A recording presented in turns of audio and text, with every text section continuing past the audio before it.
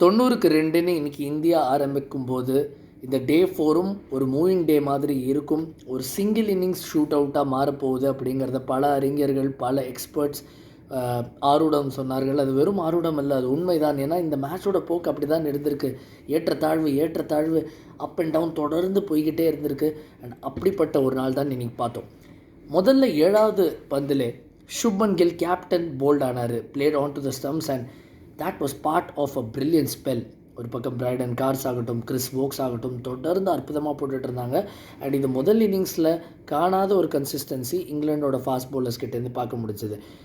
எந்த அளவுக்குன்னா, முதல் அரை மணி நேரம் 3/4 மணி நேரம் வரைக்கும் பென் ஸ்டோக்ஸ் தன் அட்டாக்கில் கொண்டு வர வேண்டிய அவசியம் இல்லை, ஜாஷ் டங்கை இன்ட்ரடியூஸ் பண்ண வேண்டிய அவசியம் இல்லை, அந்த மாதிரி போச்சு. பட் கேஎல் ராகுல் ஒரு பக்கம் அற்புதமாக விட்டு ஆடிட்டு இருந்தார். பிரமாதமான லீவிங் ஸ்கில்ஸ் ஆன் டிஸ்பிளே நம்ம பார்க்க முடிஞ்சது. அவர் கிட்டத்தட்ட ஒரு 30க்கு மேற்பட்ட விழுக்காடு அவர் பந்தை விட்டுருப்பார். அண்ட் சிலதெல்லாம் லெங்த்தில் விட்டார், சிலது கொஞ்சம் ரிஸ்கியாகவும் தெரிஞ்சுது. ஒரு கேட்சும் தவற விடப்பட்டது, இன்ஃபேக்ட் கலி ரீஜனில். ஸோ இதெல்லாம் நிகழ்ந்துச்சு. Rishabh Pant on the other hand முதல் பாலே இறங்கி அடிக்க பார்த்தாரு. அதுக்கப்புறம் நிறையா பந்துகள் கனெக்ட் பண்ணலை. அவர் விழுந்து அந்த ஃபாலிங் ஸ்வீப்லாம் அடிக்க பார்த்தாரு. அதுவும் சிலது கனெக்ட் ஆகலை, சிலது கனெக்ட் ஆச்சு. பட் அந்த போராட்ட குணம் இந்த இருவரிடமும் கடைசி வரைக்கும் இருந்தது. அண்ட் எப்படி ஆரம்பித்தாங்களோ அவங்க ஒரு செஷன் ஆடினாங்க. இன்ஃபேக்ட் அவங்களோட ப்ரோக்ரஸ் அவ்வளோ நல்லா இருந்தது.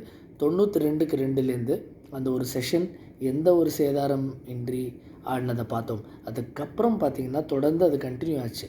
இவங்களோட பார்ட்னர்ஷிப் ஒரு 195 ரன்ஸ் வரைக்கும் போச்சு. அப்போ தான் ரிஷப் பந்த் ஆட்டம் எழுந்தார்.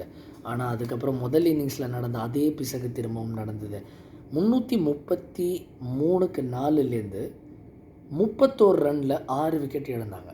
எஸ், முதல் இன்னிங்ஸில் 41 ரன்னுக்கு 7 விக்கெட் இழந்தாங்க. அதே ஒரு நிலைமை திரும்பவும் கண்டினியூ ஆச்சு. அந்த middle order, lower middle order collapse. And அங்கே கேஎல் ராகுல் அண்ட் ரிஷப் பந்தை தவிர வேறு கான்ட்ரிபியூஷன்ஸில் 5 செஞ்சுரியன்ஸ் இந்தியாவுக்கு.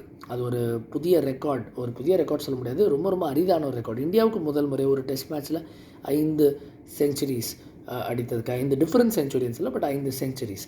அது இது வரைக்கும் மொத்தமாகவே 5 முறை தான் செஞ்சுருக்காங்க. அண்ட் ரொம்ப அரிதான ஒரு விஷயம், ரொம்ப ரெகுலராக நடக்கிறது இல்லை, பார்க்குறது இல்லை.